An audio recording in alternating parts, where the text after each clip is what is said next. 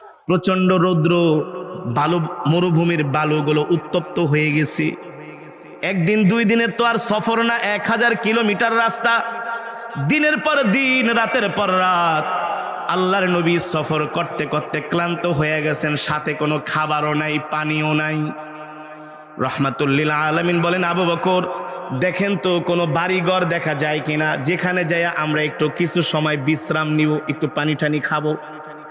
সাইয়েদনা আবু বকর তাকায় দেখেন অনেক দূরে একটা বাড়ি দেখা যায়। আবু বকর রাদিয়াল্লাহু তাআলা আনহু বললেন, ওগো আল্লাহর নবী, উনজুর ইলাল আমাম, সামনের দিকে তাকায় দেখেন অনেক দূরে একটা বাড়ি দেখা যায়। নবীজি বললেন, ইমশি মাই, চলো আমরা ওই বাড়িতে যাই একটু বিশ্রাম নেই, তারপরে আবার আমরা রওনা শুরু করব। কারণ দুপুরবেলা প্রচণ্ড রোদ, এই রোদের মধ্যে হাঁটলে তো আমরা ক্লান্ত হয়ে যাব। রোদটা একটু যখন কমবে, রোদের তাপ, তখন আমরা আবার হাঁটবো।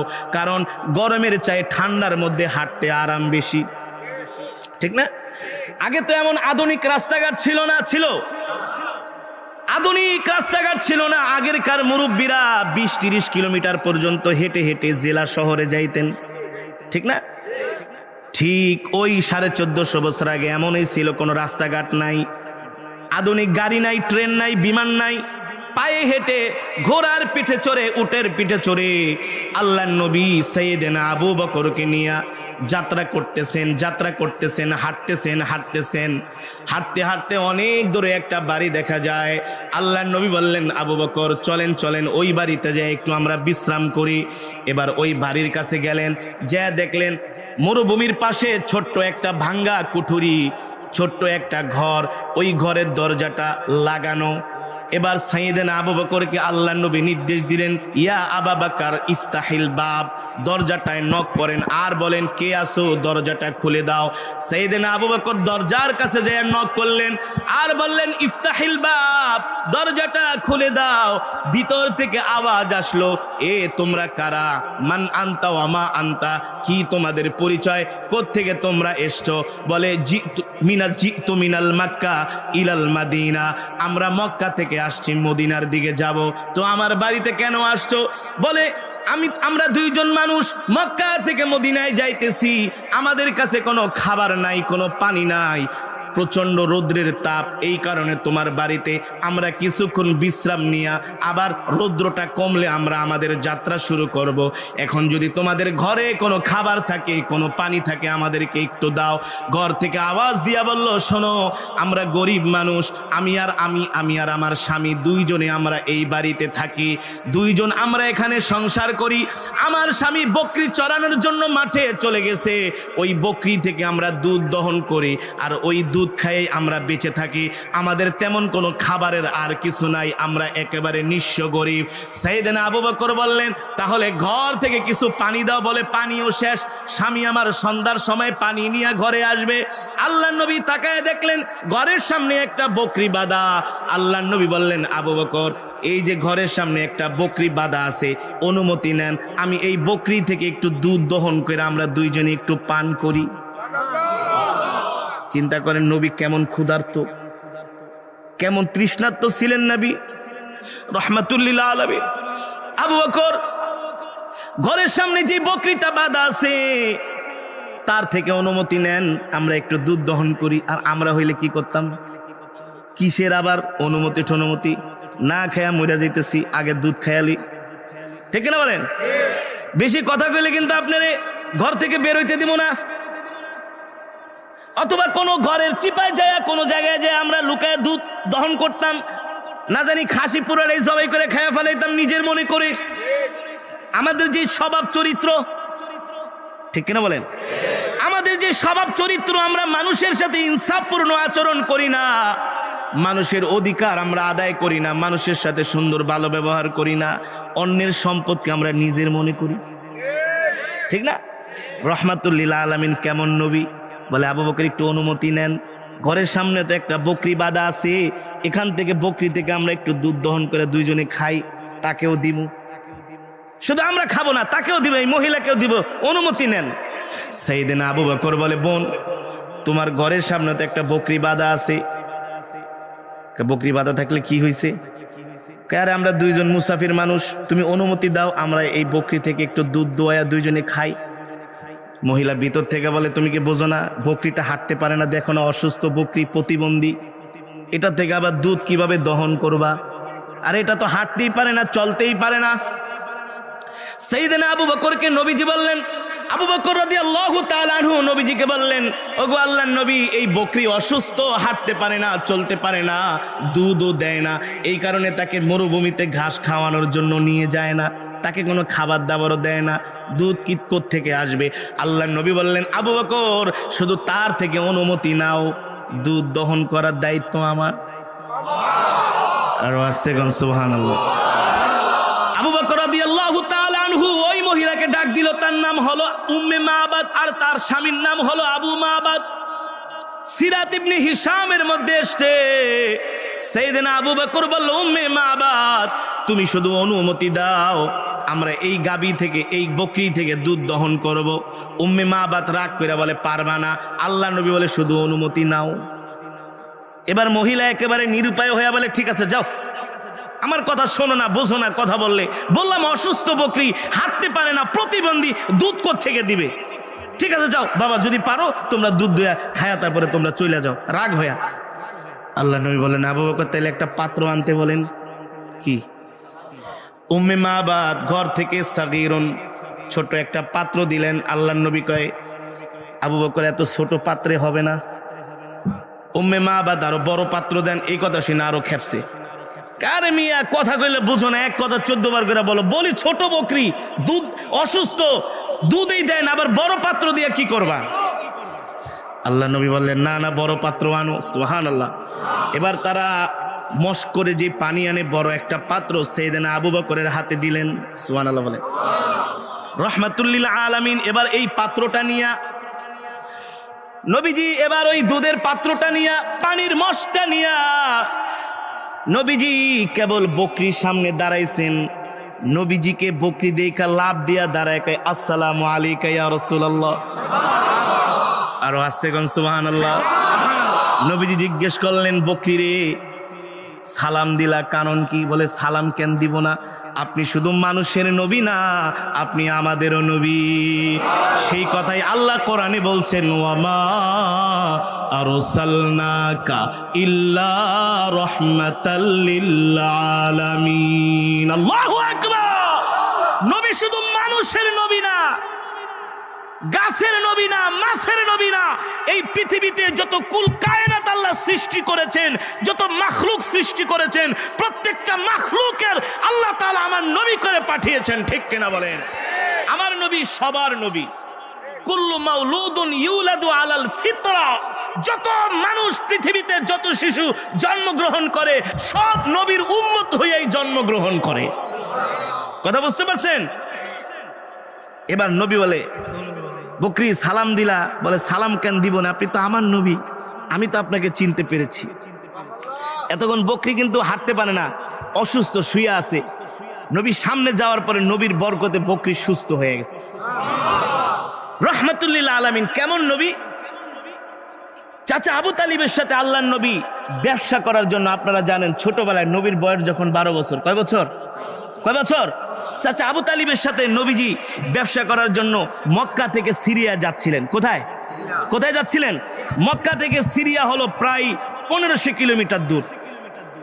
তো প্রচন্ড রোদ্রের মধ্যে তাপে যেতে যেতে নবীজি অসুস্থ হয়ে গেলেন। বয়স তো বেশি না। চাচা আবু তালিব তাকায় দেখলেন নবীজি অসুস্থ হয়ে যাচ্ছেন, ঘর্মাক্ত হয়ে যাচ্ছেন। তো নবীজি, চাচা আবু তালিব বুদ্ধি করলেন যে ভাতিজাকে কোনো একটা জায়গায় নিয়ে, একটু ঠান্ডা জায়গায় একটু বিশ্রাম করাতে হবে। কিন্তু মরুভূমি, গাছপালা তো নাই, কোথায় বসবে? কোনো জায়গা নাই।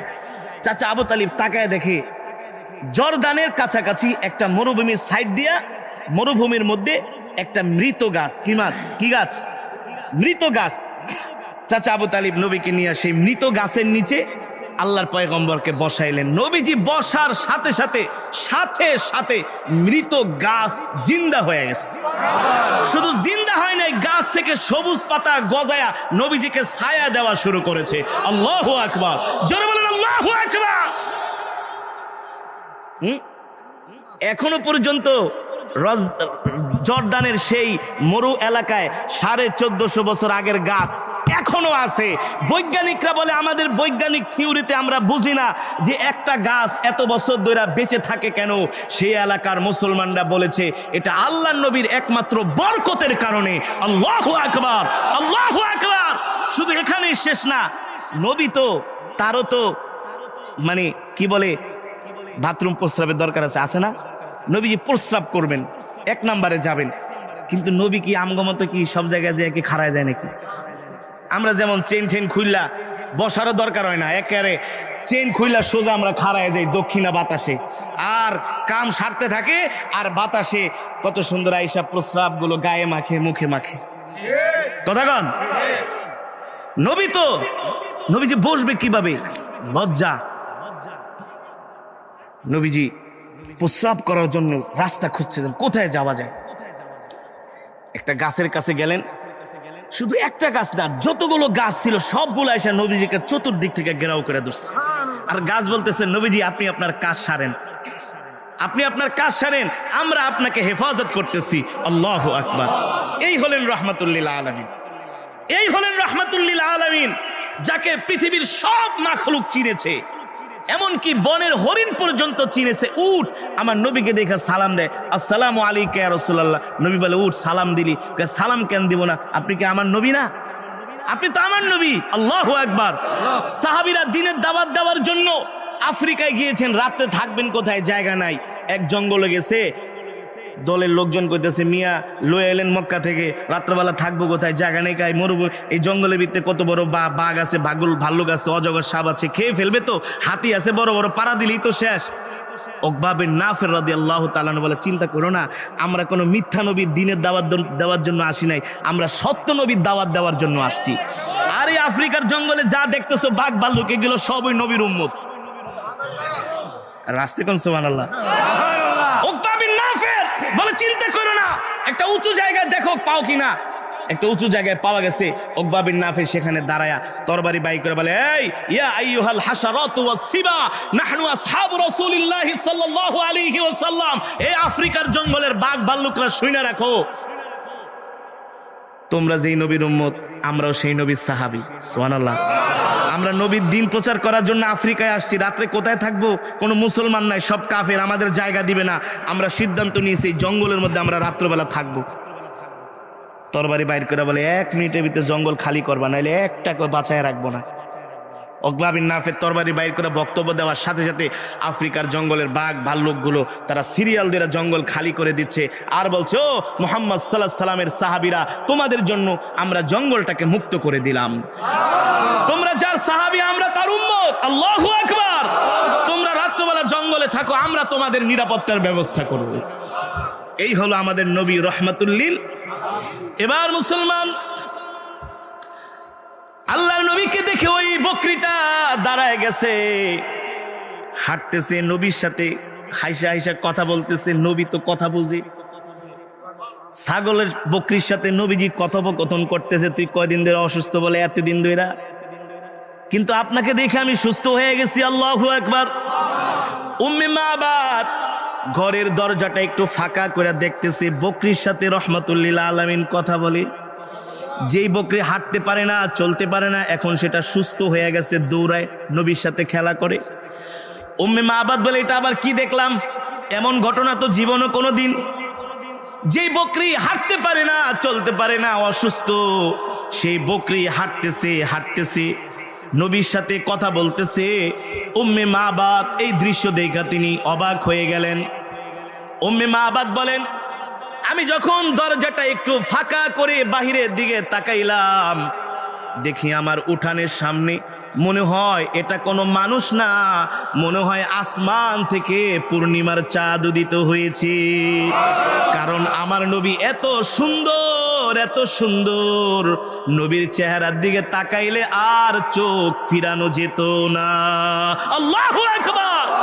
উম্মে মাবাদ বলে, এত সুন্দর চুল, এত সুন্দর হাত, এত সুন্দর চোখ, এত সুন্দর চেহারা আমি আজ পর্যন্ত কোন মানুষের দেখি নাই।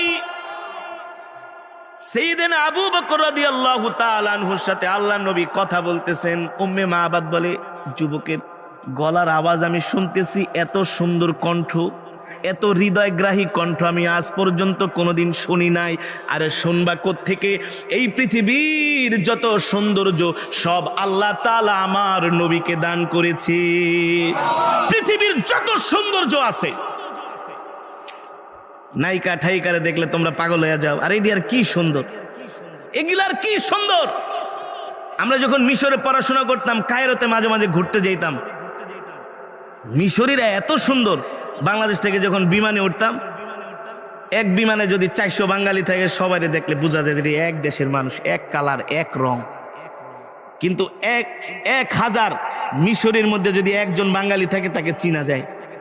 কারণ মিশরীরা সব এক লেভেলের সুন্দর, এক কালার, সব এক সাইজ।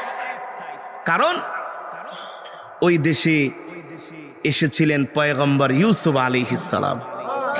নবীজি বলে, আমার ভাই ইউসুফ অনেক সুন্দর, কিন্তু আমার চেয়ে সুন্দর না। সুবহানাল্লাহ বলেন। নবীজি বলে, আমার চেয়ে সুন্দর না।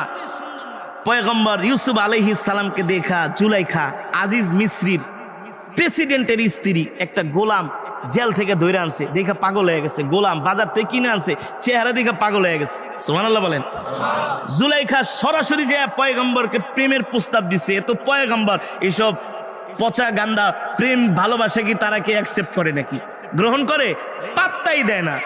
তোর জুলাইখা কি, তুই জুলাইখা কি, তুই প্রেসিডেন্ট, পাত্তাই নাই কোনো।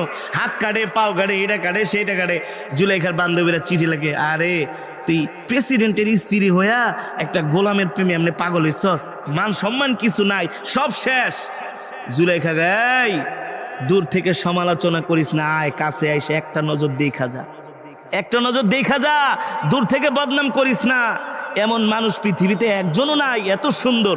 সুবহানাল্লাহ। জুলাইখা সব বান্ধবীরা আসছে। জুলাইখা ছিলেন চালাক মহিলা, সবার হাতে আপেল আর ছুরি দিয়া, এবার কাট আর খাইতে থাক, খালি এক নজর দেহামো, বেশি না, এক নজর দূর থেকে দেখবি। জুলাইখার বান্ধবীরা পয়গম্বর ইউসুফ আলাইহিস সালামের চেহারার দিকে তাকাইতাছে, আপেল কাটতাছে। কিসের তোর আপেল কাইটাম, এটা আত্মাত রক্তাক্ত হয়ে গেছে, এমনি তাকায় আছে তো আসছে, আর নজর ফিরাইতে পারে না। জুলাইখাকে কিরে এক ঝলক দেখেই পাগল হয়ে গেলি? বান্ধবী, এটা তো মানুষ না, মনে হয় ফেরেশতা আয়া পড়ছে। আম্মা জান আয়েশা রাদিয়াল্লাহু তাআলা আনহা বলেন, পয়গম্বর ইউসুফের চেহারা দেখে মিশরের রমণীরা আঙ্গুল কেটে ফেলেছে, হাত কেটে ফেলেছে। আমার স্বামী মুহাম্মদ সাল্লাল্লাহু আলাইহি সাল্লামের চেহারা দেখলে তারা কলিজা কেটে ফেলাইতো, নবীর চেহারা থেকে নজর ফিরাতে পারতো না। আল্লাহু আকবার, জোরে বলেন আল্লাহু আকবার। কেন মক্কা মদিনায় যান, ইমাম সাহেবদের দেখেন না চেহারা? দেখেন না তাদের সৌন্দর্য? সৌন্দর্য কাকে বলে, কত প্রকারও কি। মানুষ যদি এত সুন্দর হইতে পারে, নবী কত সুন্দর, যেই নবীকে দুনিয়ার সব সৌন্দর্য দান করছে। আল্লাহু আকবার। উম্মে মাবাদ বলে, ঘরের দরজা ফাঁক করে দেখি, এত সুন্দর জীবনেও দেখি নাই, এত সুন্দর কণ্ঠ, দেখতে এত হ্যান্ডসাম। আরে কেন হ্যান্ডসাম হবে না? এ তো দুনিয়ার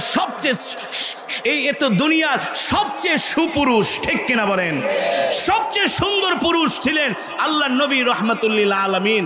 এবার নবী ছাগলের সামনে যাওয়ার পরে বকরি নবীর সাথে কথা বলে হাঁটে। নবীজি বলে, এদিকে আসো, আমি তোমার থেকে দুধ দহন করব। সুবহানাল্লাহ বলেন। নবীজি বিসমিল্লাহ বইলা শুধু তার হাত মোবারকটা বকরির দুধের স্তনের সাথে লাগাইতে দেরি, সাথে সাথে দুধে স্তন ভরপুর হয়ে গেছে। বকরি ডাক দিয়ে আল্লাহর নবী, তাড়াতাড়ি করে দুধ দহন করেন, আমি আর ভার সইতে পারি, আমার কষ্ট হইতেছে। উম্মে মাবাদ বলে, দেখতেছি ওই যুবক নিজের হাত দিয়া দুধ বের করতেছে, স্তন থেকে টেনে টেনে দুধ বের করতেছে, আর বকরিটা নবীর সাথে কথা বলতেছে। বকরি বলে, গো রাহমাতুল লিল আলামিন, আপনি আমার স্তনের দুধ খাবেন, আমি আপনার জন্য আমার থেকে দুধ দিতেছি, আমার জন্য অনেক বড় পরম সৌভাগ্যের। আল্লাহু আকবার, জোরে বলেন আল্লাহু আকবার। এবার নবীজি দুধ দহন করতে করতে একেবারে মস্ক পুরা ভরে গেলেন। উম্মে মাবাদ দেখে কাম হয়েছে, এই ঘটনা তো জীবনে কোনোদিন দেখবে কোত্থেকে, এ তো রাহমাতুল লিল। আল্লাহু আকবার। এবার দুধ দহন করে নবীজি আবু বকর সিদ্দিককে বলে, আবু বকর আপনি খান। নবী তো খায় না, আগে সাহাবীকে খাওয়ায়। আবু বকর বলে আপনি আগে খান। না, আপনি আগে খান।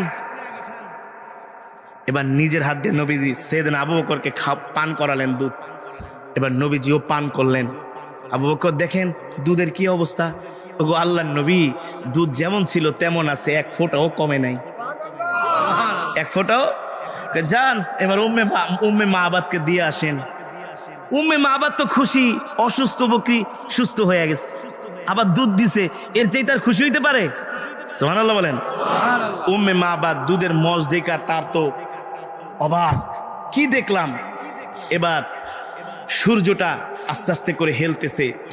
নবীজি বলেন আবু বকর, উম্মে মাবাদের কাছ থেকে বিদায় নেন, আমরা আবার আমাদের গন্তব্য শুরু করি। আবার নবীজি যাত্রা শুরু করলেন। উম্মে মাবাদ বলে মুহাম্মদ সাল্লাল্লাহু আলাইহি ওয়াসাল্লাম ঘরের থেকে বাড়ির থেকে বের হওয়ার সাথে সাথে আমি দরজাটা খুলে আমি ঘরের উঠানে আসলাম। উঠানে আসার পরে দেখি পুরোটা বাড়ি তার শরীরের সুঘ্রাণে আমার পুরোটা বাড়ি ঘ্রাণ হয়ে গেছে। এমন ঘ্রাণ, এমন সুঘ্রাণ আমি কোনোদিন আমার নাকের মধ্যে পাই নাই, এমন সুগন্ধি আমি কোনোদিন দেখতে পাই নাই, এর ঘ্রাণও পাই নাই। এবার দেখি সাইয়েদনা আবু বকর আর নবীজি দুইজনে মরুভূমি দিয়ে হাঁটতেছেন। এখনো রৌদ্র পুরাপুরি কমে নাই, আকাশের মেঘমালা আমার নবীকে ছায়া দিতেছে। নবীজি যে দিক দিয়া যায় আকাশের মেঘও সেই দিক দিয়া যায়। নবীর গায়ে রৌদ্রের তাপ আকাশের মেঘমালা লাগতে দেয় না। উম্মে মাবাদ নবীজির দিকে তাকায়া বলে, ও আগন্তুক, কে আসছিল আমার বাড়িতে? তোমার মতো মেহমান তো আমি আজ পর্যন্ত দেখি নাই। যেও না, যেও না, তোমার বরকতে আমার বকরি সুস্থ হয়ে গেছে, তোমার শরীরের ঘ্রাণে আমার পুরো বাড়ি ঘ্রাণ হয়ে গেছে, তোমার মতো বরকতে মেহমান আমি কোথায় পাবো? এই কথা বলে উম্মে মাবাদ কান্না করতেছে যে তোমার মতো এত সুন্দর যুবক আমি আজ পর্যন্ত দেখি নাই। উম্মে মাবাদ ঘরের উঠানে বৈশা বৈশা কান্না করতেছে। আর তার স্বামী সন্ধ্যার সময় বকরি চড়ায় বাড়িতে আসছে। আসার পরে ঘরের উঠানে পাড়া দেওয়ার সাথে সাথে বলে, স্ত্রী আজকে যেন বাড়িটা কেমন মনে হচ্ছে, এত ঘ্রাণ কোত্থেকে আসতেছে? উম্মে মাবাদ বলে, স্বামী ঘরে আসেন, অনেক জরুরি কথা আছে। বলে কি কথা? বলে শোনেন, আপনি সকালবেলা বের হওয়ার পরে দুপুরবেলা দুইজন লোক আমাদের বাড়িতে আসছে। এত সুন্দর চেহারা স্বামী, এত সুন্দর চেহারা আমি জীবনও কোনোদিন দেখি নাই। এই যে দেখেন আমাদের অসুস্থ বকরি তার বরকতে সুস্থ হয়ে গেছে। আরো জোরে কোন সুবহানাল্লাহ। আবু মাবাদ বলে, স্বামী স্ত্রী বলো কি? উম্মে মাবাদ বলে, ঘরে আসেন, দেখেন দেখেন এমন একজন লোক আমাদের বাড়িতে আসছে। শুধু বকরি সুস্থ হয় নাই, তার নিজের হাত দিয়া অসুস্থ বকরি থেকে দুধ দহন করেছে। দেখেন 1 মস্ক দুধ আমাদেরকে তিনি দিয়ে গেছেন। এবার আবু মাবাদ বলে, তুমি তার একটু সৌন্দর্যের বর্ণনা দাও। উম্মে মাবাদ বলে, স্বামী আমি তার সৌন্দর্যের বর্ণনা কি দিব? তার সৌন্দর্যের বর্ণনা দেওয়ার মতো আমার যোগ্যতা নাই। আল্লাহু আকবার। তবে এতটুকুন কথা বলি, তার চেহারার দিকে তাকাইলে আর নজর ফিরানো যায় না।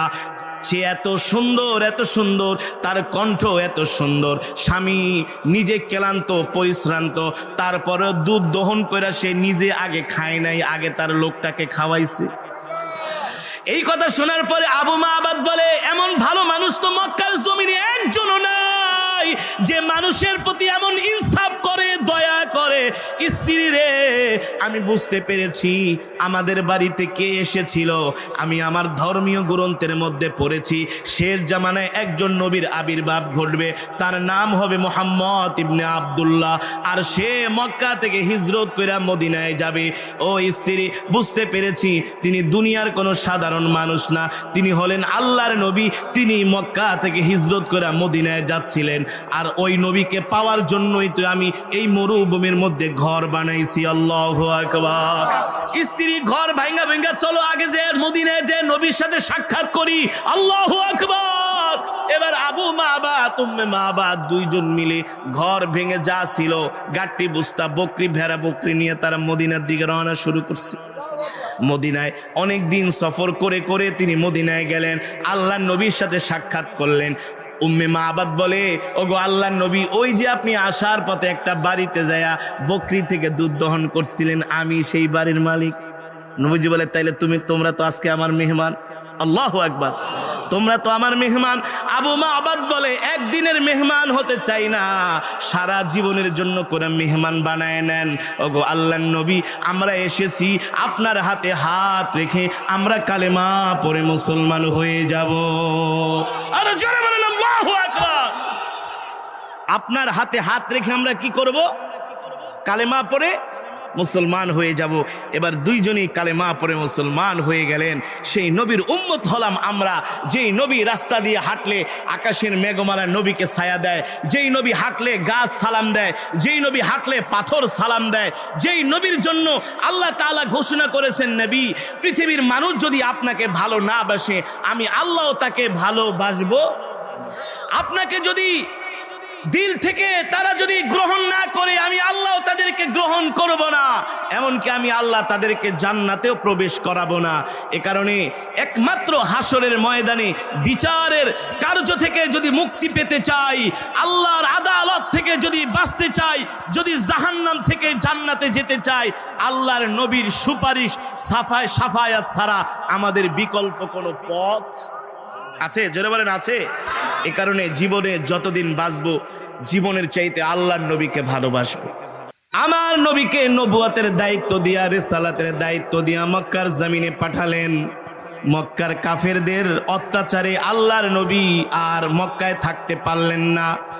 আল্লাহ তাআলা নির্দেশ দিলেন, হাবিব এবার আপনি মক্কা থেকে হিজরত করে মদিনায় চলে যান। অথচ নবী হলেন রহমাতুল লিল আলামিন, নবী হলেন দয়ার সাগর, মায়ার সাগর। এমন নবী যেই নবীকে সৃষ্টি না করলে আল্লাহ তাআলা কুল কায়নাত কিছুই সৃষ্টি করতেন না। যেই নবীর কোনো গুনাহ নাই, যেই নবী কোনোদিন একটা মিথ্যা কথা বলে নাই, ঠিক কিনা বলেন? যেই নবী কোনোদিন কোনো মানুষের মনে কষ্ট দেয় নাই, যেই নবীর জবান দিয়া কোনোদিন স্লিপ কেটেও একটা মিথ্যা কথা, 2 নম্বরই কথা বের হয় নাই, যেই নবী কোনো মানুষের মনে কোনোদিন একটা আঘাত দিয়া কথা বলে নাই, যেই নবী কোনোদিন কোনো মানুষের গায়ে হাত দেয় নাই, সেই নবীর নাম হলো রহমাতুল লিল। সেই নবীকে মক্কার কাফেরেরা এত কষ্ট দিচ্ছে, আল্লাহর নবী বলে না এবার আপনি মদিনায় চলে যান। আল্লাহর নবী সাইয়েদনা আবু বকর রাদিয়াল্লাহু তাআলা আনহুকে সাথে করে নিয়ে আল্লাহর নবী এবার মক্কা থেকে মদিনার দিকে রওনা শুরু করলেন। দিনের পর দিন, রাতের পর রাত আল্লাহর নবী পাহাড়ি পথ, মরুপথ পাড়ি দিয়া মদিনার দিকে যাচ্ছেন। সাথে সাইয়েদনা আবু বকর রাদিয়াল্লাহু তাআলা আনহু বলেন, আমি নবীজির পাশে, নবীজি হাঁটতেছেন, দেখি পাথরগুলো আমার নবীকে দেখা সালাম দিতেছে। কে কে কে সালাম দিচ্ছে? সাইয়েদনা আবু বকর বলেন, পাথর দেখি নবীকে সালাম দেয়। নবীজি জিজ্ঞেস করেন, পাথর সালাম দাও? বলে, সালাম কেন দিব না? আপনি শুধু মানুষের নবী না, আপনি আমাদেরও নবী। গাছগুলো আমার নবীকে দেখা সালাম দেয়। কে? সাতিশ শাজারু নাতাকাল হাজারু শাক্কাল কমারু বিইশারাতিহি। আল্লাহু আকবার। যেই নবীকে পাথর সালাম দেয়, গাছ সালাম দেয়, যেই নবীর হাতের ইশারায় চাঁদ 2 খণ্ড হয়ে যায়, ঠিক কিনা বলেন? সেই নবী রহমাতুল লিল আলামিন মক্কার কাফেরদের অত্যাচারে আর থাকতে পারেন না। সাইয়েদনা আবু বকর বলেন, পাথরগুলো দেখতেছি নবীজিকে দেখা সালাম দিতেছে, আর শক্ত পাথরের উপরে নবীজি যখন পাড়া দেয়, নবীজির পা মোবারক লাগার সাথে সাথে ওই শক্ত পাথরগুলো তুলার মতো নরম হয়ে যায়। পাথর বলে, নবী আমার উপরে পাড়া দেন, আমি আপনার জন্য একটু শান্তির ব্যবস্থা করে দিই।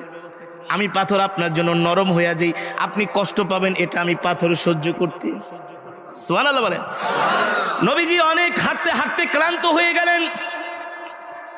সাইয়েদনা আবু বকর নবীজির দিকে তাকায় বললেন, ওগো আল্লাহর নবী, একটু খেদমত করার সুযোগ দেন, আপনি আমার কোলে উঠেন, আমি আপনাকে একটু কোলে নিয়ে কিছু পথ আমি অতিক্রম করি, আপনি একটু বিশ্রাম করেন, রেস্ট নেন। আল্লাহর নবী বললেন, না আবু বকর, আপনি কষ্ট করবেন না। সাইয়েদনা আবু বকর বলে, ওগো আল্লাহর নবী, মেহেরবানি করে আপনি আমাকে একটু সুযোগ দেন, আমি আপনার হিজরতের সাথী, এটা আমার জন্য অনেক বড় সৌভাগ্যের। সুবহানাল্লাহ বলেন। অনেক অনুনয় বিনয় করার পরে সাইয়েদনা আবু বকর রাদিয়াল্লাহু তাআলা আনহুর কোলে আল্লাহর নবী উঠলেন। এবার সাইয়েদনা আবু বকর বলে, আমি পাড়া দেই, আমার পায়ের নিচে যত পাথর পড়ে সব পাথরগুলো নরম হয়ে যায়। সাইয়েদনা আবু বকর বলে এমন পথ শুধু আমি অনেকক্ষণ পর্যন্ত নবীকে কোলে নিয়ে আমি রাস্তা দিয়া হেঁটেছি, মরুর পথ, পাহাড়ি পথ, পাথরের পথ দিয়া হেঁটেছি। আমি যখন হাঁটতে হাঁটতে ক্লান্ত হয়ে যাই, আল্লাহর নবী বলে আবু বকর কিফ, আপনি দাঁড়ায় যান। এবার আল্লাহর নবী আবু বকরকে দাঁড় করায় নবীজি তার কোল থেকে নেমে গেলেন। এবার দুইজনই একসাথে হাঁটতেছেন। সাইয়েদনা আবু বকর বলেন এবার আমি পাথরের উপর পাড়া দেই, এবার পাথর আর নরম হয় না। কারণ হলো এতক্ষণ নবীজি সাইয়েদনা আবু বকরের কোলে থাকার কারণে নবীর বরকতে পাথর নরম হয়ে গেছে। মুসলমান, এই নবী সেই নবী যেই নবীকে ভালো না বাসলে জান্নাতে যেতে পারবেন না, যেই নবীকে মোহব্বত না করলে জান্নাতে যেতে পারবেন, যেই নবীকে ভালো না বাসলে পরিপূর্ণ ঈমানদার হতে পারবেন না। যতই নিজেকে ঈমানদার দাবি করেন না কেন, যত বড় মুসলমান দাবি করেন না কেন, আগে সব কিছুর চাইতে নবীকে ভালোবাসতে হবে। এই ভালোবাসা শুধু মুখের ভালোবাসা না। যেমন মসজিদের ইমাম সাহেবকে যেমন সামনে দেখলে সালাম দেন আর পিছে গেলে বদনাম করেন, এই ভালোবাসা না, বুঝলেন? আছে না এমন কিসিমের মুসল্লি, সামনে দেখলে ইমাম সাহেব সালাম হুজুর হুজুর হুজুর, আর পিছে আরে হুজুর, এটা খারাপ। আছে না এমন মুসল্লি? না না, এই ভালোবাসা না। রাসূল বলছেন ওয়াল্লাহি লা ইউমিনু আহাদুকুম হাত্তা আকুনা আহাব্বা ইলাইহি মিন ওয়ালিদিহি ওয়া ওয়ালাদিহি ওয়ান নাসি আজমাইন। নবীজি বলছেন উম্মত, আমাকে তোমাদের এমন ভালোবাসতে হবে, কেমন ভালোবাসতে হবে, এমন পরিমাণ কইরা ভালো না বাসতে পারলে তুমি মুমিন হতে পারবা না। আল্লাহর নবী ভালোবাসার সংজ্ঞা দিয়া দিয়েছেন, আল্লাহর নবী ভালোবাসার কথা স্পষ্ট করে বলেছেন। কেমন ভালোবাসা? এই পৃথিবীর জমিনে সন্তানের চাইতে নবীকে ভালোবাসতে হবে, স্ত্রীর চাইতে নবীকে ভালোবাসতে হবে, মার চাইতে নবীকে ভালোবাসতে হবে, বাবার চাইতে নবীকে ভালোবাসতে হবে, সম্পদের চাইতে নবীকে ভালোবাসতে হবে, দেশের চাইতে নবীকে ভালোবাসতে হবে, দলের চাইতে নবীকে ভালোবাসতে হবে, মাকড়ার চাইতে নবীকে ভালোবাসতে হবে, নেতার চাইতে নবীকে ভালোবাসতে হবে, নেত্রীর চাইতে নবীকে ভালোবাসতে হবে। এক কথায় সব কিছুর চাইতে নবীকে ভালোবাসতে হবে, সব কিছুর চাইতে। এখানে 2 নম্বরই 6 নম্বরই কথা বললে চলবে। মুখে দাবি করবেন রসুলের আশেক আর কাজ করবেন সব ভণ্ডামি। মুখে দাবি করবেন রসুলকে ভালোবাসি, নবীকে ভালোবাসি, আর কাজ করবেন বেদাত। এটা নবীর ভালোবাসা না, নবীর সাথে ঠাট্টা করা। ঠিক কিনা বলেন? রাগ করতেছেন? আল হাক্কু মুররুন, হক কথা কি? হক কথা তিতা, কিন্তু তিতা হলেও সত্য কথা। আপনার হয়েছে ডায়াবেটিস, এখন ডাক্তার যদি আপনি আমার এত বড় রোগী, কিভাবে আপনারা আমি করল্লা খাইতে বলি? ঠিক আছে, আপনি করল্লার সাথে চিনি মিক্স করে খায়েন, জীবনে ডায়াবেটিস ভালো হবে? যদি বলেন ভালো হবে, হবে না, আরো আপনি দিন দিন আরো বেশি ডায়াবেটিস বেড়ে যাবে। কিডনি, লিভার যা আছে, ফুসফুস সব ড্যামেজ হয়ে যাবে। ঠিক কিনা বলেন? আমরা বলি নবীকে অনেক ভালোবাসি, কিন্তু চেহারার দিকে তাকাইলে আর নবীর কোনো সুরত পাওয়া যায় না, নবীর কোনো চিহ্ন পাওয়া যায় না। রাগ করতেছেন? রাগ করতেছেন? আরে এই নবীকে যদি ভালোবাসতে না পারেন তাহলে কপাল খারাপ, খারাপ, খারাপ। ঠিক কিনা বলেন? যেই নবীকে ভালোবাসতে যায় সাহাবীরা জীবন দিয়া দিছে, জীবন জীবন জীবন দিয়া দিছে। কি দিয়ে দিছে? জীবন দিয়া দিছে। যেই নবীকে ভালোবাসতে যায় মা ছাড়ছে, বাবা ছাড়ছে, স্ত্রী ছাড়ছে, পরিবার পরিজন ছাড়ছে। যেই নবীকে ভালোবাসতে যায় কেবল বিবাহ করে এনেছে, স্ত্রীর সাথে বাসর ঘরে যাবে রাত্রে। নবীজি দুপুরবেলা ডাক দিছে, এই সাহাবীরা যুদ্ধের ময়দানে চলে আসো। স্ত্রী মেহেদি লাগায়া সেজে গুজে বাসর ঘরে বসে আছে। আল্লাহ নবী বললেন যুদ্ধের ময়দানের জন্য প্রস্তুতি নাও। স্ত্রীর কাছে যা বিদায় নিছে, তোমার সাথে আর বাসর ঘর হইল না, ক্ষমা করে দিও। আল্লাহ নবী জিহাদের ময়দানে ডাক দিছে। আর শুনে রাখো, আর শুনে রাখো, আল্লাহ নবী জিহাদের ময়দানে ডাক দিছে। তুমি যে ভাবছো জিহাদের ময়দান থেকে তোমার সাথে, জিহাদের ময়দানের পরে, যুদ্ধ করার পরে তোমার সাথে আমার সাক্ষাৎ হবে, এটা ভেবো না। এই যাওয়াই শেষ যাওয়া, এই যাওয়াই তোমার সাথে আমার সাক্ষাৎ হবে জান্নাতে। কোথায়? মনে করুন আমি যুদ্ধ থেকে ফিরে আসবো না, 2-4 মাস 6 মাস পরে ফিরে আসবো না, আমি শহীদ হয়ে যাব, আমি শহীদ হয়ে যাব। স্বামী এত বড় সিদ্ধান্ত নিলেন, বলে তোমার চেয়েও আমি আমার নবীকে ভালোবাসি, তোমার চেয়েও আমি আমার আল্লাহকে ভালোবাসি, কম্প্রোমাইজ করার কোনো সুযোগ নাই, ঠিক কিনা বলে? রাগ করতেছেন? আল্লাহর নবী বলছেন, রাসূলের হাদিস, আমি কি করব?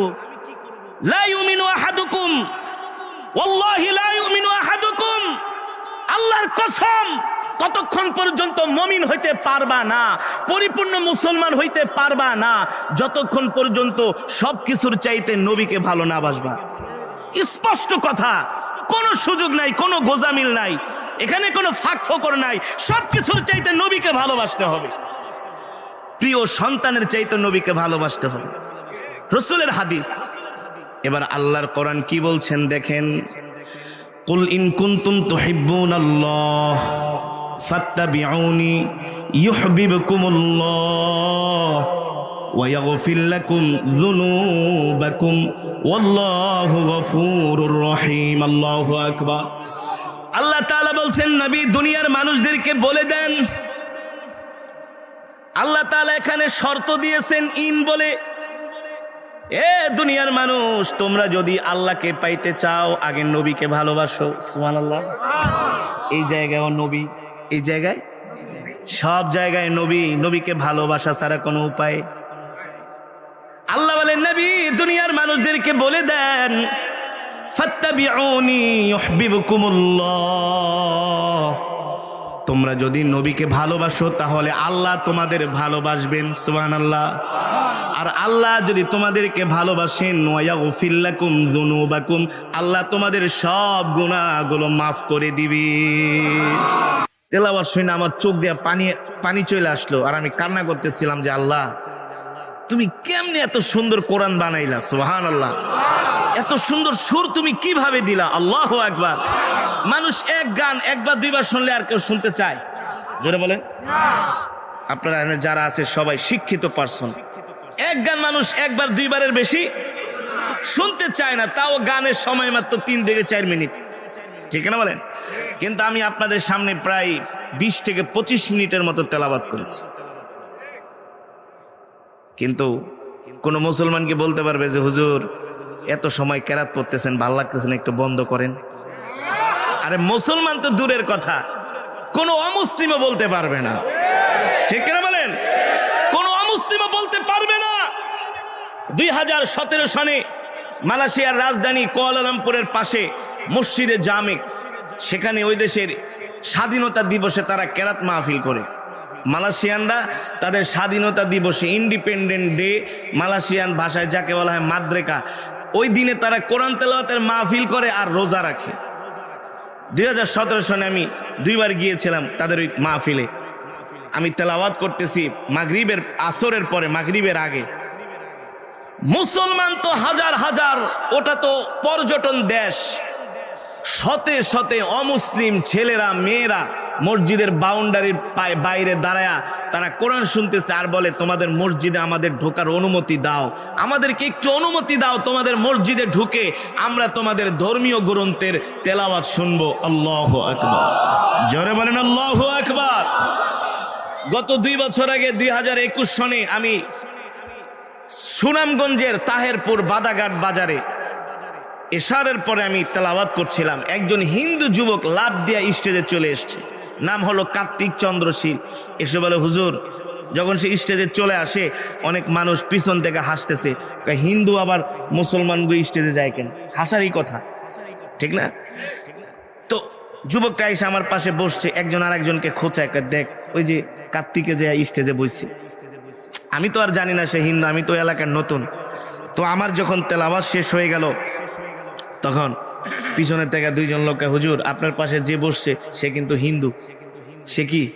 তো আমার কৌতূহল আরো বেড়ে গেল। আমি জিজ্ঞেস করলাম, এই তুমি এখানে আসছো কেন? বলে, হুজুর আমি বাজারে একটা দোকানে চাকরি করি, আমি হিন্দু, আমাকে সবাই চিনে, কিন্তু আমি আপনার তেলাওয়াত বয়ান অনেক মোবাইলে শুনি, তো আমি সিদ্ধান্ত নিয়েছি যে আপনি এলাকায় আসবেন, আমি আপনার হাতে হাত রেখে এখনই কালেমা পড়ে মুসলমান হয়ে যাব। আমি বললাম, মিয়া তোমার যদি আমি এখন মুসলমান বানায় যাই, আগামীকালকে ডিবিসি 71 টেলিভিশন আমার বিরুদ্ধে নিউজ করব যে হুজুরের জোর করে মুসলমান বানাইছে। ঠিক না বলেন? আমি এই দায়িত্ব নিতে পারবো না। মাহফিল কমিটি এলাকার চেয়ারম্যানের ফোন দিছে, পরে চেয়ারম্যান সাহেব আমাকে ফোন দিয়ে বলে, হুজুর আপনি ওরে কালেমা পড়া মুসলমান বানায় দেন, যা ফর্মালিটি আছে আইনগত সেটা আমি দেখব। কালেমা পড়ায় মুসলমান বানায় দিছি। 2 বছর পরে আবার এই 24শে অক্টোবর যেদিন সুনামি হইল, বাংলাদেশে ঝড় হইল, ওই দিনই মাহফিল ছিল। প্রচন্ড ঝড়ের মধ্যে মাহফিল, হাজার হাজার মানুষ, প্রচন্ড ঝড়, সারা বাংলাদেশে ঝড় ছিল। ওই যে বড় ঝড়টা হইল না 24শে অক্টোবর, 23 তারিখ রাত্রে ছিল আমাদের মাধবদ্বীপ প্রোগ্রাম, সেদিনতে বৃষ্টি শুরু। 24 তারিখ গেছে মাহফিল কমিটিতে বলে, মিয়া সারা বাংলাদেশ ঝড়ে শেষ হয়ে যায়, হুজুর ভূমিকম্প হইল, মাহফিল চলবো। তেলাওয়াত করতেছে, আবার হিন্দু যুবক আইছে, হাত মুসাফা করার পরে আমি 2000 টাকা হাদিয়া দিলাম, নেও। কি অবস্থা, কেমন আছো? হুজুর আলহামদুলিল্লাহ অনেক ভালো আছে। কেন ভালো থাকবে না? ইন্না দীনা ইনদাল্লাহিল ইসলাম, আল্লাহর কাছে মনোনীত ধর্ম হলো ইসলাম, শান্তির ধর্ম ইসলাম, মানবতার ধর্ম ইসলাম। আর মুসলমানদেরকে আল্লাহ যেই কোরআন দিয়েছেন, এই কোরআনের তেলাওয়াত শুনলে পাথরের মতো হৃদয়টা মোমের মতো গলে যায়। এই কোরআনের তেলাওয়াত শুনে অনেক অমুসলিমরা কালেমা পড়ে মুসলমান হয়ে যাচ্ছে। ঠিক কিনা বলেন? এই পৃথিবীর জমিনে 2টা সুর সবচেয়ে আকর্ষণীয়, একটা হলো কোরআনের সুর আর একটা হলো আজানের সুর। আজানের সুর, ঠিক কিনা বলেন? আপনাদের আত্মীয় স্বজন যারা কাতারে থাকে, খালি ফুটবল খেলার তো খবর নিছেন, জিজ্ঞেস করে দেখেন যে কাতারে অনেক অমুসলিমরা আইসা আজানের সুর শুনা, কোরআন তেলাওয়াতের সুর শুনে তারা কালেমা পড়ে মুসলমান হয়ে গেছে। এর নাম মুসলমান। মুসলমান নিজেকে নিজে চিনলা না, নিজে নিজের পরিচয়টা জানলা না। আল্লাহ পৃথিবীর শ্রেষ্ঠ কোরআন আমাদেরকে দিয়েছেন, শ্রেষ্ঠ ধর্ম আমাদেরকে দিয়েছেন, শ্রেষ্ঠ নবী আমাদেরকে দিয়েছেন, শ্রেষ্ঠ ঘর বাইতুল্লাহ আমাদেরকে দিয়েছেন। ঠিক কিনা বলেন? পৃথিবীতে সবচেয়ে সম্পদ আল্লাহ মুসলমানদেরকে দান করেছেন। যৌক্তিক বললাম নাকি অযৌক্তিক? হ্যাঁ, সব দিক থেকে আমরা 1 নাম্বার, কিন্তু ধর্মের দিক থেকে হলাম আমরা 6 নাম্বার। ঠিক কিনা বলেন? এই যে আমি কোরআনুল কারীমের তেলাওয়াত করেছি, আপনারা শুনেছেন, এক এক হরফে 10টা করে নেকি পেয়েছেন। কয়টা? এই মাজমায় যারা উপস্থিত হয়েছেন, হাজার হাজার মানুষ, সকলেই এক খতম করে করে কোরআনুল কারীমের সওয়াব পেয়েছে। আজকের মাহফিলে হাজার হাজার খতমে কোরআনের সওয়াব হয়েছে। খুশি নাকি বেজার? এই মাজমায় দোয়া করলে আল্লাহ তাআলা এই দোয়া ফিরায় দিতে পারে না। কেন পারে না আমি বলি। প্রচন্ড শীত, আল্লাহ দেখছেন না? শীতের ভিতরে কি দুনিয়ার কোনো কিছুর জন্য আসছেন? একমাত্র আল্লাহকে খুশি করার জন্য। ঠিক কিনা বলেন? এই প্রচন্ড ঠান্ডার মধ্যে আল্লাহ তাআলাকে রাজি খুশি করার জন্য আসছেন। সে আল্লাহ তাআলা আমাদেরকে খালি হাতে ফিরায় দিবে, এটা হতে পারে? আমার দিল বলে আল্লাহ খালি হাতে ফিরাতে পারে না। আল্লাহ রহমান, আল্লাহ রহিম। ঠিক কিনা বলেন? আল্লাহ তাআলা আজকের মাহফিলকে কবুল করুন। আমাদের অন্তরে আল্লাহ কোরআনের নূর পয়দা করে দিন, বলি আমিন। আরো মুহাব্বতের সাথে বলি আমিন। মুসলমান, সেই কোরআনে আমি আপনাদের সামনে তেলাওয়াত করলাম, যে কোরআন আল্লাহ তাআলা আমার নবীর উপরে নাজিল করেছেন। মুসলমান, এই কোরআনের অনেকগুলো হক আছে। অনেকগুলো হকের মধ্যে একটা হক হলো আল্লাহর কোরআনের তেলাওয়াত করা, তেলাওয়াত শোনা। কোরআনের কিন্তু আমাদের উপরে কোরআনের হক আছে। কি আছে? যেমন সন্তানের উপরে বাবার হক আছে, আছে না? যদি সন্তান বাবার হক আদায় না করে, হাসরের ময়দানে আল্লাহর কাছে জবাব দিতে হবে। আবার বাবার উপরেও সন্তানের হক আছে। বাবাও যদি সন্তানের হক আদায় না করে, কাল হাসরের ময়দানে আল্লাহর কাছে জবাব দিতে হবে। স্ত্রীর প্রতি স্বামীর হক আছে, স্বামীর প্রতিও স্ত্রীর। ঠিক না? এই হকগুলো যদি আদায় করা না হয়, কাল হাসরের ময়দানে আল্লাহর কাছে বিচারের কাঠ গড়ায় দাঁড়াতে হবে। ঠিক কিনা বলেন? আল্লাহ তাআলা বলেন, হাবিব, আমি আপনার উপরে যেই কোরআন নাজিল করেছি, ওয়ানুনাজ্জিলু মিনাল কোরআনি মা হুয়া শিফাউ ওয়া রাহমা, ওয়ানুনাজ্জিলু মিনাল কোরআনি মা হুয়া শিফাউ ওয়া রাহমাতুল লিল মুমিনিন ওয়ালা ইয়াজিদুজ জালিমিনা ইল্লা খাসারা। আল্লাহ রাব্বুল আলামিন বলেন, হাবিব আমি আল্লাহ আপনার উপরে যে কোরআন নাজিল করেছি, এই কোরআন আমি মুমিনের শেফার জন্য নাজিল করেছি, এই কোরআন আমি মুমিনের মুক্তির জন্য নাজিল করেছি। ও নবী, আপনি দুনিয়ার মানুষদেরকে বলে দেন এই কোরআন হলো মানুষের জন্য মুক্তির পথ। মুক্তির পথের নাম কি? আল কোরআন, ঠিক কিনা বলেন? ইহদিনাস সিরাতাল মুস্তাকিম, এই কোরআনই হলো সত্য, সঠিক, সরল পথ, ঠিক কিনা বলেন? মুসলমান, এই কোরআনের হক আছে, এই কোরআনের অনেকগুলো হক আছে। এই হকের মধ্যে আরেকটা সবচেয়ে বড় হক হলো শুধু কোরআনের তেলাওয়াত শুনলেই হবে না, আল্লাহর জমিনে কোরআনের রাজ কায়েম করতে হবে। হ্যাঁ, নবীর কোরআন তেলাওয়াত কিন্তু আবু জেহেলও শুনতো। কথা বল। নবীজি যখন কোরআন পড়তেন রাত 3টা বাজে আবু জেহেল না ঘুমায়া বাইতুল্লাহ এসে কোরআন শুনতো। আবু লাহাব নবীর কোরআন শুনতো। শুধু আবু জেহেল একাই না, আবু জেহেলের স্ত্রীও শুনতো। সুবহানাল্লাহ বলেন। কাফেররা, মুশরিকরা আল্লাহর নবীর কোরআন শোনার জন্য, আপনারা তো রাত 3টা বাজে জায়গা জায়গা 1 মাস ফুটবল খেলা দেখছেন, ঠিক না? কিন্তু কাফেররা আল্লাহর নবীর রাত 3টা বাজে জেগে জেগে কোরআন শুনতো। শুধু তাদের ঈমান ছিল না, কিন্তু আল্লাহর কোরআন তেলাওয়াতের লোভ তারা আর সামলাইতে পারতো না। আর আস্তে কোন সুবহানাল্লাহ। মুসলমান, আল্লাহর কোরআন এমন এক কিতাব, এই কোরআন আল্লাহ তাআলা নবীকে দিয়া পাঠাইলেন আর বললেন, ইয়া আইয়ুহার রাসূল, হে নবী, বাল্লিগ মা উনজিলা ইলাইকা মির রাব্বিক ওয়া ইল্লাম তাফআল ফামা বাল্লাগতা রিসালাতা।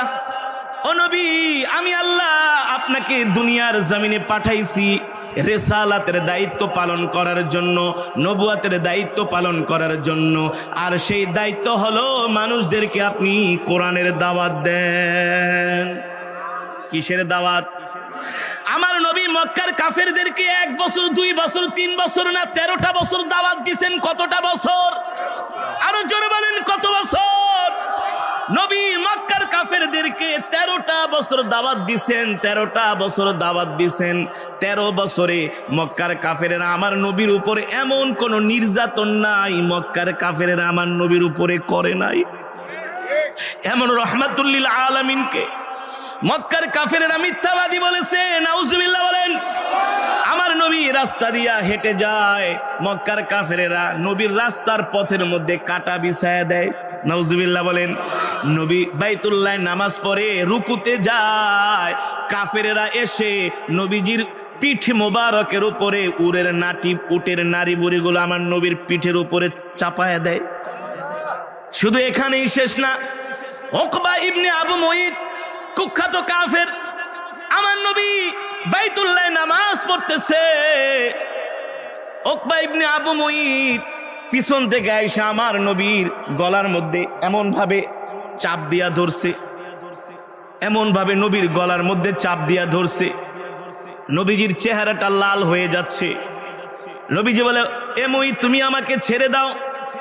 নবীজি দাঁড়ানো অবস্থায়, নামাজে দাঁড়ানো অবস্থায় কাফের নবীকে এমন জোরে তার গলার মধ্যে চাপ দিয়ে ধরেছে, নবীজি নামাজে দাঁড়ানো, এক জায়গা থেকে ধাক্কা দিয়া নবীকে আর এক দিকে ছুঁড়ে ফেলে দিয়েছে।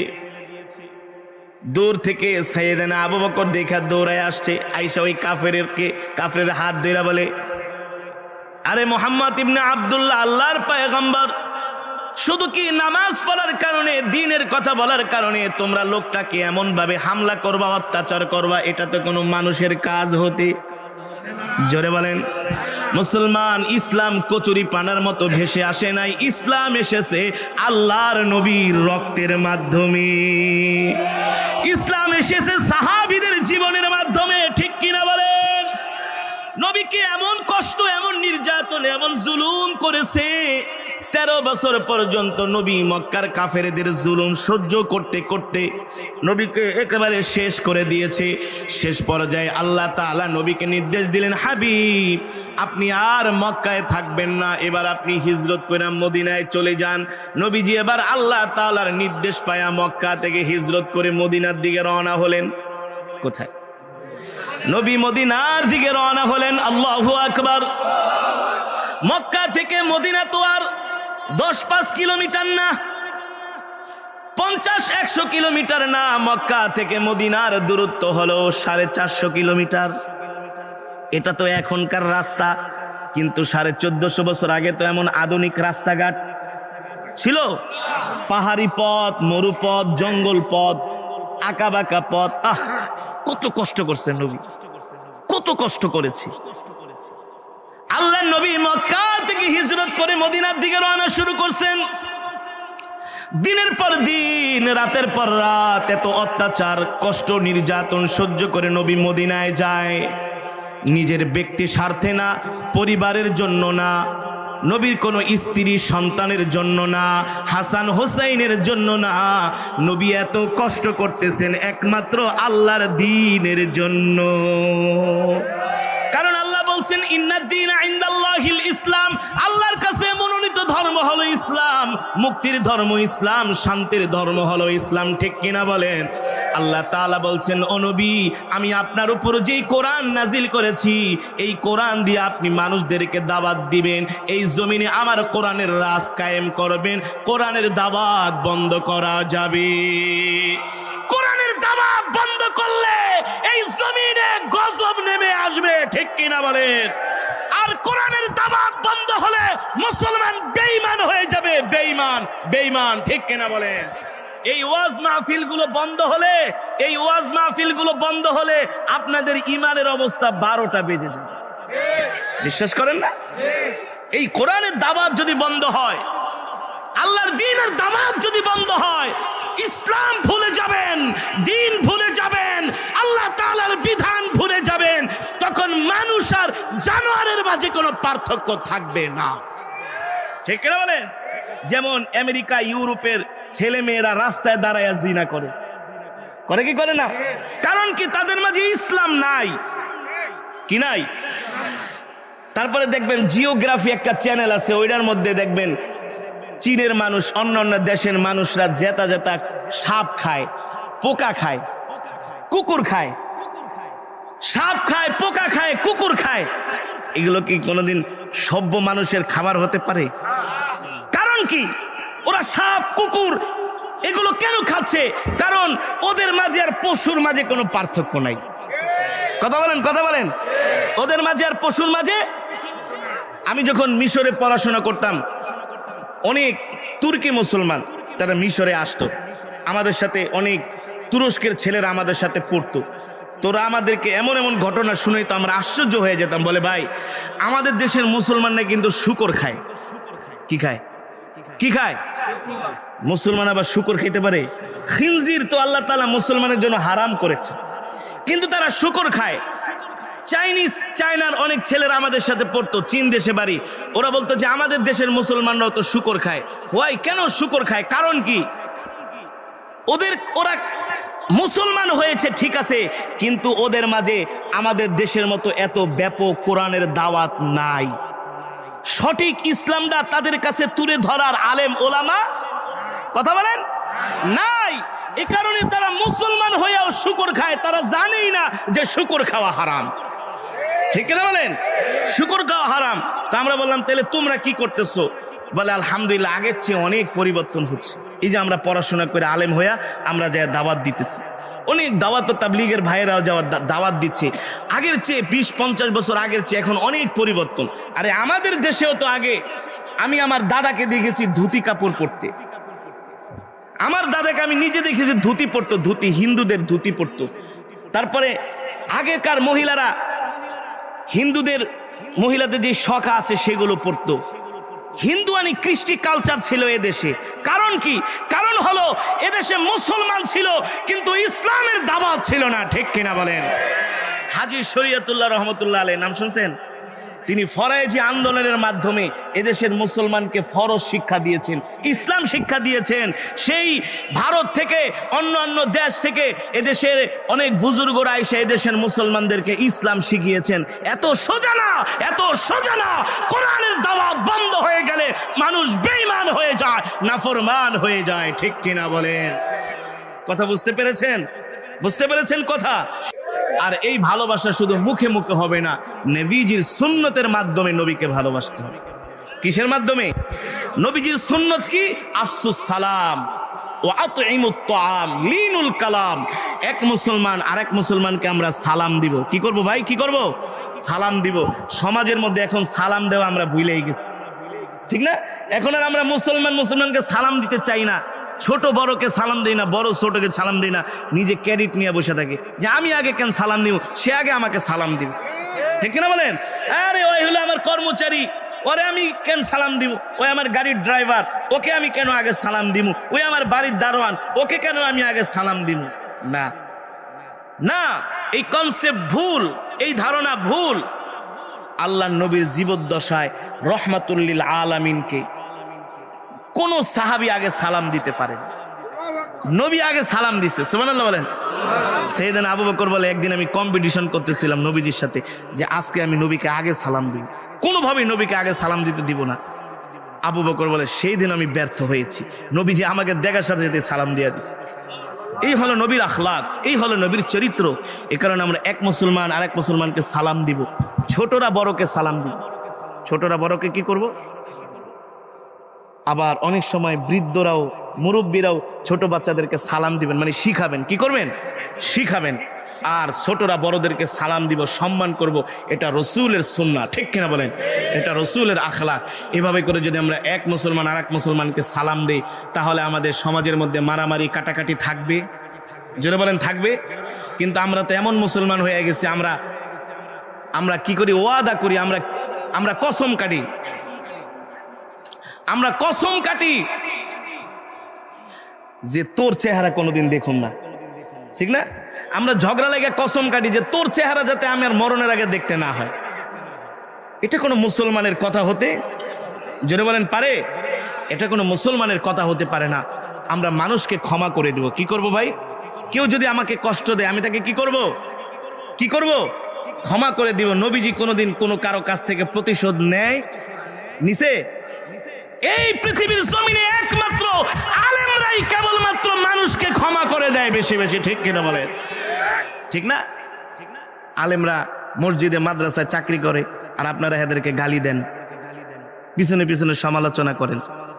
আরে আমাদের যে মেধা, যেই ব্রেন, আমাদের 30 পারা কোরআন শরীফ মাত্র 13 মাসে মুখস্থ করছি। কত মাসে? 30 পারা কোরআন শরীফ 13 মাসে মুখস্থ করছি। কেন? এই মেধা দিয়া যদি বাংলা, অঙ্ক, ইংরাজি, জেনারেল শিক্ষায় শিক্ষিত হইতাম, ডাক্তার, ইঞ্জিনিয়ার হইতে পারতাম না? ভালো শিক্ষক হইতে পারতাম না? কথা বলেন, কথা বলেন। যে কণ্ঠ আল্লাহ দিয়েছে, এই কণ্ঠ দিয়ে যদি গান গাইতাম, বাংলার সেরা শিল্পী হইতে পারতাম, সেরা শিল্পী হইতে পারতাম, ঠিক কিনা বলেন? কোটি কোটি টাকা কামাইতে পারতাম। কিন্তু না, আলেমরা, ওলামায়ে কেরাম মসজিদে মাদ্রাসায় চাকরি করে, আপনাদের বিবাহ পড়ায়, ইন্তেকালের পরে জানাজা দেয়। এই আলেমদেরকে সম্মান করা প্রত্যেকটা মুসলমানের ঈমানি দায়িত্ব। ঈমানি। আলেমদের সাথে বিদ্বেষ পোষণ করেন না। ইন্নাল উলামা ওয়ারাসাতুল আম্বিয়া, ওলামায়ে কেরাম কিন্তু নবীর ওয়ারিস। কথাটা মনে রাখেন। আপনার বিয়ের সময় কিন্তু আলেমরাই বিয়াটা পড়াইছে। আপনার বাবার বিয়া, মায়ের বিয়া কারা পড়াইছে? জোরে বলেন, কারা পড়িয়েছে? আলেমরাই পড়িয়েছে, ঠিক কিনা বলেন? সেই আলেমদেরকে দিল থেকে ভালোবাসবেন। আলেমরা সব সময় আপনাদের জন্য দোয়া করে। বাংলাদেশে যে মসজিদ মাদ্রাসা আছে, পৃথিবীতে এত কোনো মসজিদ মাদ্রাসা নাই। পৃথিবীতে সবচেয়ে বেশি হাফেজে কোরআন হলো বাংলাদেশ। কোথায়? হজ করার জন্য বাইতুল্লাহ শরীফে গেছি, অনেক Afghani, Pakistani, Kashmiri, Moroccan, Indonesia, Malaysia, তারা আইসা তোয়াফ অবস্থায় জড়ায় ধরছে, তোয়াফ অবস্থায় এহরাম পরা। আইসা বলে, ইনতা কারি বাংলাদেশ। আমি বললাম, তুমি চিনলা কিভাবে? আমি তো তোমার তেলাওয়াত প্রতিদিন শুনি, প্রতিদিন তোমার তেলাওয়াত শুনি। দেখো এই যে আমার মোবাইলে মওজুদ ফি জাওয়ালি ইনতা তেলাওয়াত, দেখো এই যে তোমার তেলাওয়াত মোবাইলের মধ্যে। সারা পৃথিবীতে বাংলাদেশের হাফেজে কোরআনরা কোরআন তেলাওয়াতে ফাস্ট হচ্ছে 180টা দেশের মধ্যে। কয়শো? 180টা দেশের মধ্যে সারা বাংলাদেশের মধ্যে হাফেজে কোরআনরা ফাস্ট হচ্ছে। এই দেশে যত মসজিদ মাদ্রাসা আছে পৃথিবীর জমিনে কোথাও এত মসজিদ মাদ্রাসা নাই। এদেশে যত ওলামায়ে কেরাম আছে পৃথিবীর জমিনে এত আলেম পৃথিবীর কোথাও নাই, ঠিক কিনা বলেন? প্রতিটা মোড়ে মোড়ে মসজিদ। ইন্ডিয়ায় গেছি প্রোগ্রাম করতে, 300-400 কিলোমিটার যাই, কোনো মসজিদ পাই না। অন্যান্য দেশে এত মসজিদ নাই। আপনি নামাজ পড়তে যাবেন 8-10 কিলো গাড়ি ড্রাইভ করে আপনাকে নামাজ পড়তে যেতে হবে। আর আলহামদুলিল্লাহ আমাদের ঢাকার শহরে প্রতিটা মোড়ে মোড়ে মসজিদ। নামাজের সময় হইলে একসাথে যখন আজান হয়, এই আজানের ধ্বনি বাংলাদেশ ছাড়া পৃথিবীর কোনো রাজধানীতে এত আজান হয় না, ঠিক কিনা বলেন? আলেমদেরকে ভালোবাসবেন, আলেমদের সাথে বিদ্বেষ পোষণ করবেন না। যারা কারাবন্দী আলেম আছে তাদেরকে মুক্ত করে দেন, ঠিক কিনা বলেন? তাদেরকে মুক্ত আকাশে ঘোরার, আকাশের নিচে ঘোরার সুযোগ করে দেন, আল্লাহ আপনাদের সুযোগ করে দিবে, ঠিক কিনা বলেন? আলেমদের গলায় গরুর রশি, এটা আল্লাহ সহ্য করে না, ঠিক কিনা বলেন? আলেমদের হাতে হ্যান্ডকাপ কেন?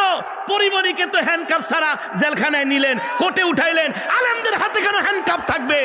রফিকুল ইসলাম মাদানী একটা ছোট্ট মানুষ, 2 হাতের মানুষ, আজকে তার হাতে এই হাত করা আরশের মালিক সহ্য করবে না। আকাশের নিচে জমিনের উপরে একমাত্র আলেমরাই হলো আল্লাহর কাছে প্রিয়, ঠিক কিনা বলে? হক কথাটা বললাম, হক কথা হজম করার ঈমান রাখেন, কারণ সব আলেমরা আপনাদের জন্য চোখের পানি ফেলে দোয়া করে। সব আলেমরা। আমাদের বিদেশে কোনো সেকেন্ড হোম নাই, আমাদের টাকা পয়সা যা আছে সব বাংলাদেশ। কথা কন, আমরা যা কামাই সব মসজিদ মাদ্রাসার পিছনে খরচ করি। আমাদের আমেরিকায় বাড়ি নাই, লন্ডনে বাড়ি নাই। আমরা আপনাদের জন্য চোখের পানি ফেলে দোয়া করি। কারাবন্দী যত আলেম আছে মুক্ত করে দেন। আলেমদেরকে আর গরুর রশি পরায়া কোর্টের মধ্যে হাঁটাবেন না, এটা ভালো দেখা যায় না। তাদের দিকে দয়ার নজরে তাকান। লা ইয়ারহামুল্লাহু মান লা ইয়ারহামুন নাস। আল্লাহ বলে যে মানুষের প্রতি রহম করে না, আমি আল্লাহ তার প্রতি রহম করব না, ঠিক কিনা বলেন? ঠিক না? রাগ করেন না। হক কথা হজম করার ঈমানটা আনেন।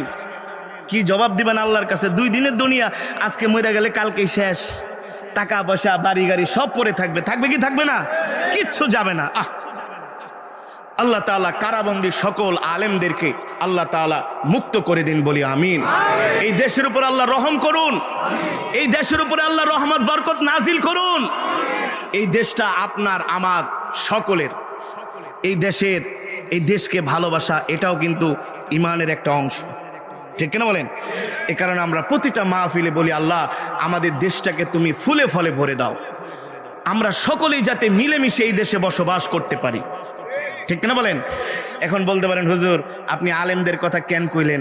আল্লাহ হাসরের ময়দানে আমাকে ধরবে, এই কারি যে কোরআন তেলাওয়াত শুনে মুরগির রান খায়া আয়া পড়ছিল।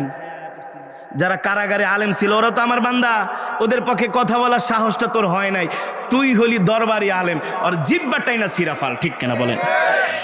মজলুমের পক্ষে শুধু আলেম না, যারাই মজলুম সকলের পক্ষেই আমাদের থাকতে হবে, সেটা দলীয় হোক, বিরোধী দল হোক, যে কোনো মানুষ হোক। আমার কথা হচ্ছে যারাই নির্যাতনের শিকার হবে তাদের পক্ষেই কথা বলা সকল মুসলমানের দায়িত্ব, ঠিক কিনা বলেন? না পারলে অন্তত দোয়া তো করতে পারবো। কথাগুলো ইমানি দায়িত্ব নিয়ে বললাম, আল্লাহ দ্বীনের জন্য বললাম, ইসলামের জন্য বললাম। ব্যক্তি স্বার্থে কোনো কথা বলি নাই। আল্লাহি রব্বুল কাবা, ব্যক্তি স্বার্থে কোনো কথা বলি নাই। যা বলেছি কোরআন হাদিস থেকে বলেছি, ঠিক না বলেন? আল্লাহ তাআলা আজকের মাহফিলকে ভরপুর কামিয়াবি দান করুন। এই মাহফিলকে আল্লাহ তাআলা কিয়ামত পর্যন্ত কবুল করুন, নাজাতের জারিয়া হিসাবে কবুল করুন। আজকের মাহফিলে আপনারা যারা দূর দূরান্ত থেকে এসেছেন, আল্লাহ সকলকে আল্লাহর পেয়ারা বান্দা হিসাবে কবুল করুন। আজকের মাহফিলের সভাপতি, প্রধান অতিথি, বিশেষ অতিথি, প্রধান মেহমান যারা আজকের মাহফিলে অতিথি হয়ে আসছেন, আমরা শুধু দুনিয়াতে এই মাহফিল না, একসাথে যেন আমরা জান্নাতে আল্লাহ তাআলার জবানে আল্লাহর কোরআন শুনতে পারি। আল্লাহ আমাদের কবুল করে নিন, বলি আমিন। আর আমরা রসুলের সুন্নতগুলো মানব। এক মুসলমান আরেক মুসলমানকে সালাম দিব, প্রতিশোধ নিব না, ক্ষমা করে দিব। কি করব? ক্ষমা করে দিব। নরম ভাষায় মুসলমানের সাথে আমরা কথা বলবো, কোনো মানুষকে কষ্ট দিব না। ছোট বড়কে সালাম দিব, বড় ছোটকে সালাম দিব। আল্লাহ তাআলা আমাদের সকলকে প্রিয় নবীজির আখলাক চরিত্রে যেন আমরা চরিত্রবান হতে পারি, আল্লাহ আমাদের সকলকে তৌফিক দান করুন, বলি আমিন। এই আশা ব্যক্ত করে আমি আমার সংক্ষিপ্ত আলোচনা এখানে শেষ করছি। আমরা এখনই দোয়ার দিকে যাব ইনশাআল্লাহ। على آل محمد كما صليت على إبراهيم وعلى آل إبراهيم إنك حميد مجيد اللهم بارك على محمد وعلى آل محمد كما باركت على إبراهيم وعلى آل إبراهيم إنك حميد مجيد سبحان الله وبحمده سبحان الله العظيم। আমরা সকলের জন্য প্রাণ খুলে দোয়া করব।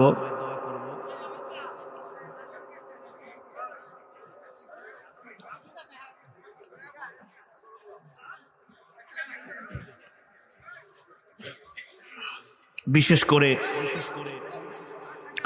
চরমর্দন ঈদগাঁও কবরস্থান উন্নয়ন কমিটির উদ্যোগে নবম বার্ষিক ইসলামী মহাসম্মেলন, উক্ত সম্মেলনের যারা আয়োজন করেছেন, আয়োজক বৃন্দ, অত্র এলাকার ধর্মপ্রাণ মুসলমান ভাইয়েরা, আজকের মাহফিলের সভাপতি, প্রধান অতিথি, সাধারণ সম্পাদক জনাব মোহাম্মদ আল আমিন শিকদার সার্বিক তত্ত্বাবধানে, বিশেষ করে আমার খুব শ্রদ্ধেয় মোহাব্বতের মামা সেলিম মামা, আমরা তার জন্য দোয়া করব। তার কি যেন আমাদেরকে দাওয়াত দিয়ে আনছে। মামা আপনার নাম কি? মামা আল আমিন শিকদার, নাম তো কয়ে আলিছি।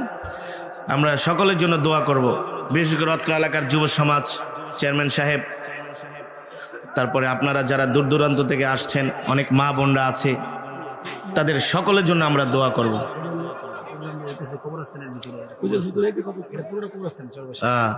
চারপাশে গোরস্থান, আমরা এই গোরস্থানের পাশেই আছি, আর আমাদের ঠিকানাই হবে সেই কবরস্থানে, সেই গোরস্থানে। এ কারণে আমরা আজকে যারা যে বয়ান শুনলাম, তেলাওয়াত শুনলাম, আমরা এই তেলাওয়াত বয়ান ভুলে যাব না। আমরা সব সময় নবী সাল্লাল্লাহু আলাইহি সাল্লামকে ভালোবাসবো। নবীজি কিভাবে করে ইসলাম পালন করতেন, দিন পালন করতেন, নবীজির মতো, নবীজির সাহাবীদের মতো আমরাও দিনকে পালন করব, ইসলামকে ভালোবাসবো, আল্লাহর নবীকে ভালোবাসবো। 5 ওয়াক্ত নামাজ আমরা জামাতের সাথে আদায় করব।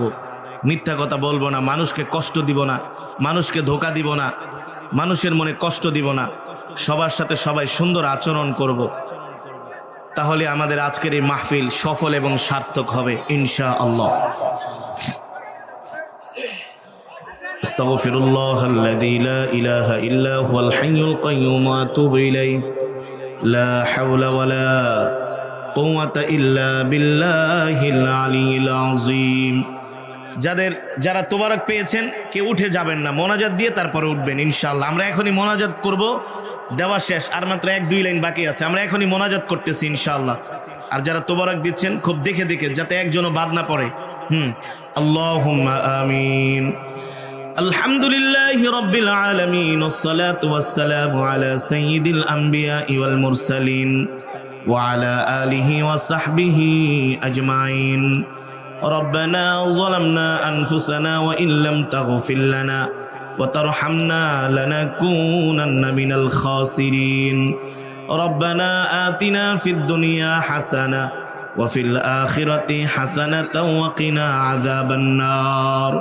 রব্বুল আলামিন মেহেরবানি করে আজকের মাহফিলকে কবুল করে নেন।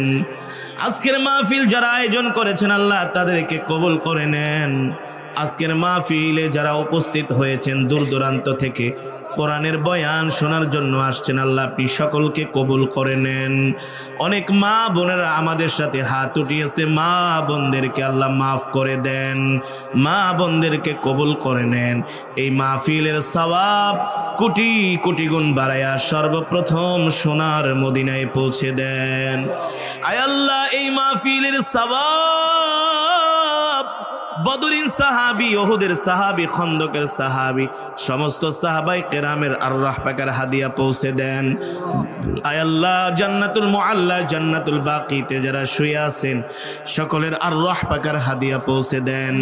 বাবা আদম থেকে শুরু করে আজ পর্যন্ত যত মুমিন মুমিনাত, মুসলিম মুসলিমাত যারা অন্ধকার কবরে মাটির নিচে শুয়ে আছে, আল্লাহ সকলের কবরে আযাব গুলো মাফ করে দেন। মেহেরবানি করে আল্লাহ, আজকে যে কবরস্থান কমিটির উদ্যোগে মাহফিল করা হয়েছে, আল্লাহ এই মাহফিলের পাশে অনেক মুর্দেগান শুয়ে আছে, এই গোরস্থানে অনেক মুর্দেগান শুয়ে আছে। সকল কবরবাসীর কবরকে জান্নাতের বাগান বানায়া দেন, সকল কবরবাসীর কবরে আযাবগুলো মাফ করে দেন। মেহেরবানি করে আল্লাহ আমাদের জনম দুঃখিনী আব্বা জান আম্মা জানের কবরে আযাব মাফ করে দেন। আব্বা আম্মার কবরকে জান্নাতের বাগান বানায়া দেন। দাদা দাদি নানা নানি আত্মীয় স্বজন পাড়া প্রতিবেশীকে মাফ করে দেন। মেহেরবানি করে আল্লাহ দূর দূরান্ত থেকে যারা কোরআনের বয়ান শোনার জন্য আসছে, আল্লাহ আপনার একজন বান্দাকেও খালি হাতে ফিরাইয়া দিয়েন না। মা বোন সহ আল্লাহ আমাদের সকলের গুনাহগুলো মাফ করে দেন। আল্লাহ এই মাহফিলের সভাপতি, সেক্রেটারি, আল্লাহ প্রধান অতিথি, বিশেষ অতিথি, অত্র এলাকার চেয়ারম্যান, আল্লাহ আপনি সকলকে দ্বীনের জন্য, ইসলামের জন্য কবুল করে নেন। আল্লাহ আপনি আমাদের হায়াতের মধ্যে বরকত দিয়া দেন, রিজিকের মধ্যে বরকত দিয়া দেন। আল্লাহ এই মাহফিলকে উসিলা করে অত্র এলাকার প্রতিটা ঘরের মধ্যে রহমত বরকত নাজিল করে দেন। আল্লাহ এই মাহফিলকে কিয়ামত পর্যন্ত কবুল করে নেন। আল্লাহ মাহফিলকে নাজাতের জারিয়া হিসাবে কবুল করে নেন। আল্লাহ এই মাহফিলকে আল্লাহ আমাদের মুক্তির উসিলা হিসাবে কবুল করে নেন। মেহেরবানি করে আল্লাহ যারা অসুস্থ সুস্থতা দান করে দেন। আল্লাহ যারা ঋণগ্রস্ত ঋণ পরিশোধ করার তৌফিক দিয়া দেন।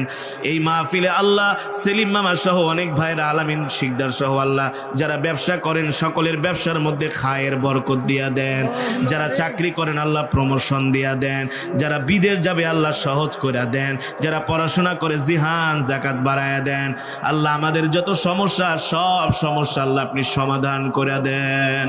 রব্বির হামহুমা কামা রব্বায়ানি সগীরা, রব্বির হামহুমা কামা রব্বায়ানি সগীরা। মাওলারে জানি না কোন দিন মৃত্যুর পরওয়ানা জারি হয়ে যায়, আজরাইল আমাদের সামনে এসে হাজির হয়। সেই কঠিন মুসিবতের সময়, কঠিন বিপদের সময় আমাদের জবানে জারি করে দিন কালিমায়ে তাইয়্যিবা লা ইলাহা ইল্লাল্লাহু মুহাম্মাদুর রাসূলুল্লাহ সাল্লাল্লাহু আলাইহি ওয়াসাল্লাম। বিদুরি সুবহানা রাব্বিকা রাব্বিল ইজ্জাতি আম্মা ইয়াসিফুন ওয়া সালামুন আলাল মুরসালিন ওয়ালহামদুলিল্লাহি রাব্বিল আলামিন। দুরূদ শরীফ পড়ি। আল্লাহুম্মা